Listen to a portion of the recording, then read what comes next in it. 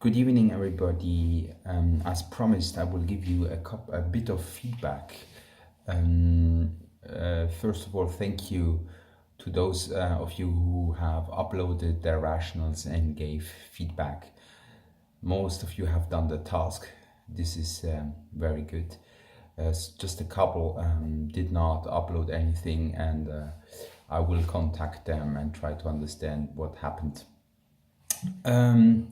So first of all, what is nice is to see the kind of diversity of projects suggested. We have people interested in bilingualism and cognition, people looking at English and processes of commodification, learners and teachers motivation. We have students looking at textbooks.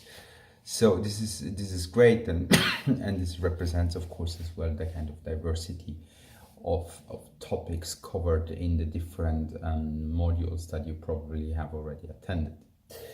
So I went through all rationals and tried to read most of the comments.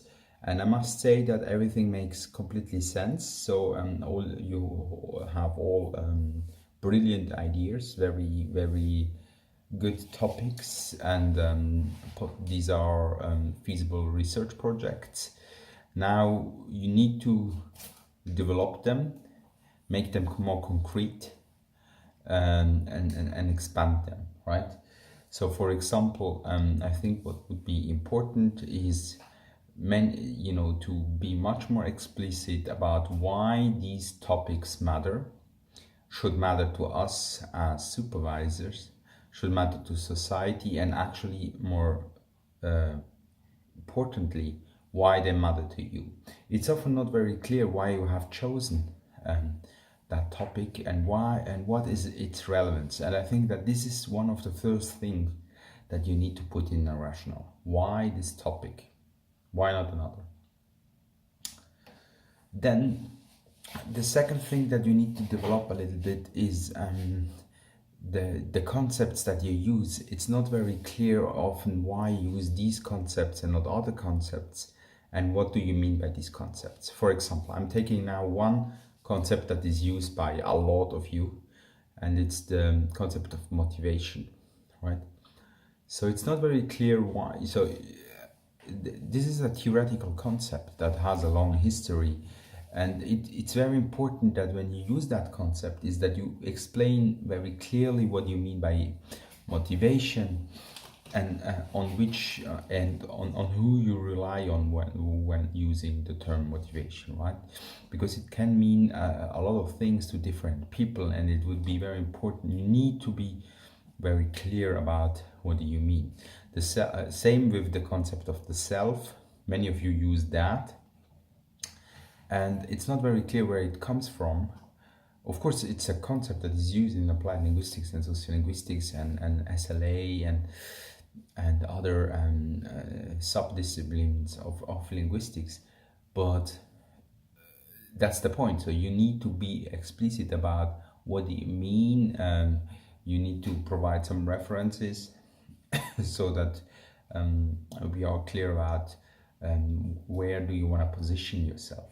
Okay, so this is another way of developing your proposal, your rationale. Then the whole the projects in themselves, so as I said, I love them. So they are all great. I have not read one where I thought this is not feasible or this is weird. So all of them are very good. Now you have to be much more concrete. So talk about methodology. So you attended these methodology classes. Of course, they were just introductions, but now you have a bit of an idea of different things that you can do.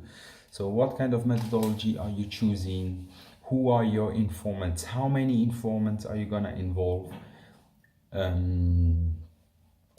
What kind of work are you going to do with these people? What kind of data are you going to generate? And so I want you to give an answer to all these questions, but as well to say why you are doing this. So when you choose a methodology, why are questionnaires um, the right thing to do. For example, a lot of you say, yeah, I'm gonna choose either questionnaire or interviews, or actually I'm gonna do both, right? So this is, of course, you can do that, but you need to explain why. Why is it necessary to have both, right? How is this linked to your topic, to the questions that you ask, and to your aims and goals, okay? So this is another way of developing your project.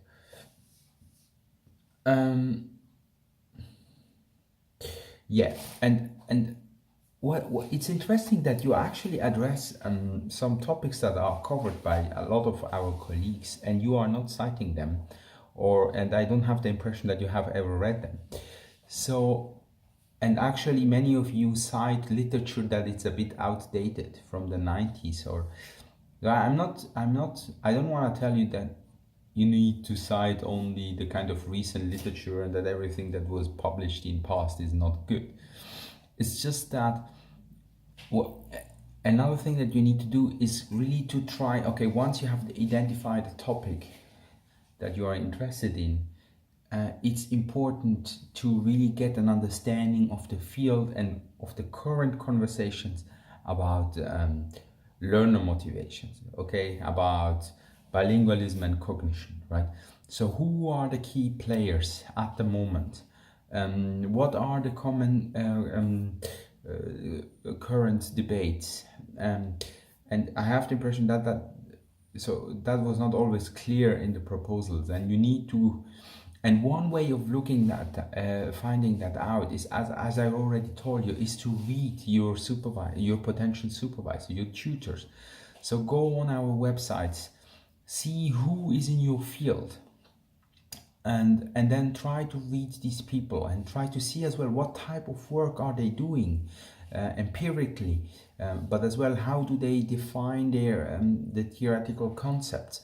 So for example, in my work, what I'm often doing is I work with templates, right? So I like to imitate or get inspired by other scholars, right? And so just by reading the work they do, you get ideas. So what happened? Yeah, this is an interesting thing.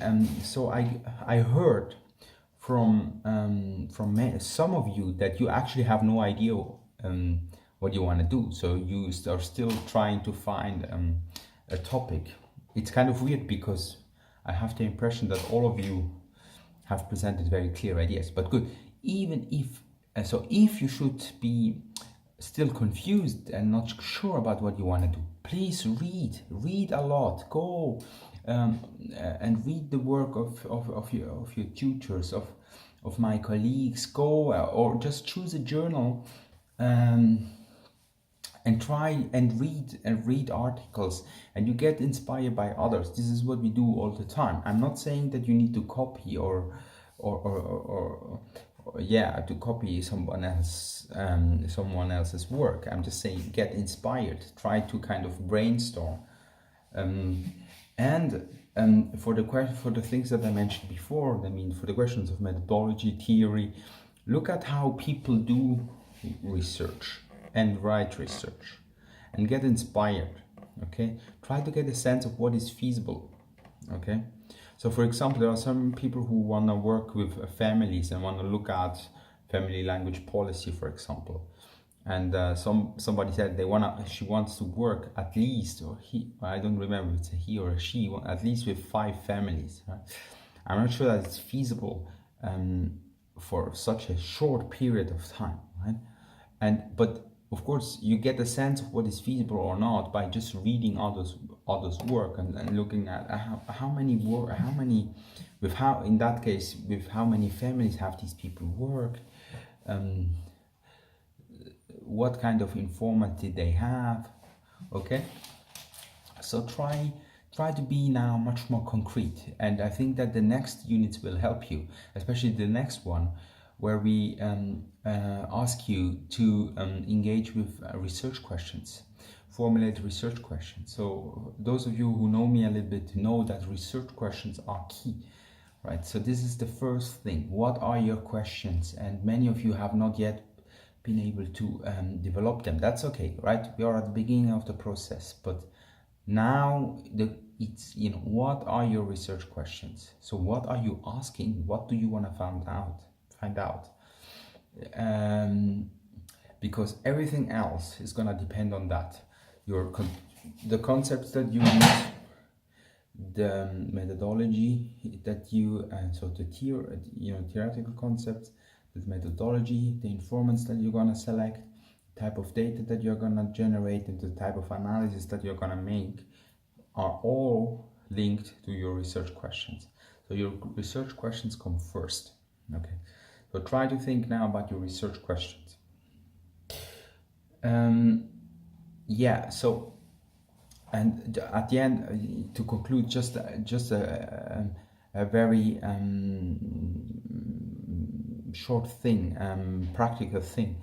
When you post and give feedback, just please make sure, because there are people who got a lot of feedback and others who didn't get, and I don't really understand why, because these rationals who didn't get any feedback were actually, most of them, actually all of them, were actually quite good and quite interesting, and they didn't get any feedback, and I thought that's not very fair. So just try to make sure that everybody gets feedback. And one way of doing this is to make sure that when you post, as a title, you don't just write rational, but you write the title of your work, right? So that people can get interested in what you do, because a lot of you just wrote rational, and it was very difficult as well for me, but good, I went into the documents and read everything, but still, for somebody who doesn't have a lot of time, it's good to see the topics, right? So please do that, continue posting, continue asking questions, and yeah, I'm very happy, and so great job, thank you very much. And yeah, please start with the next unit. I have made it visible for everybody. And again, if there are technical problems, just please let me know very quickly, because these are complex systems.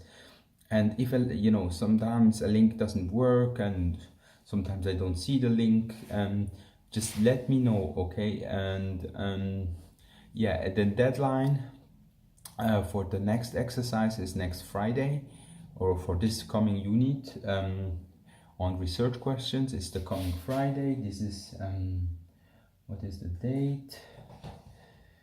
It's Friday 25th. Is that true? Yes, it's Friday 25th. Please try to submit everything by 5 or 6 p.m. so that they can give you feedback on Friday. If you do it like yesterday, people finished posting at midnight, I won't be able to give you feedback, right? That day I will give you feedback on Saturday, so I will have to work on Saturday. So please try to post by 5 or 6 p.m. on Friday, okay? Okay, if you have any questions, send me an email, or yeah, I see you soon. Bye bye.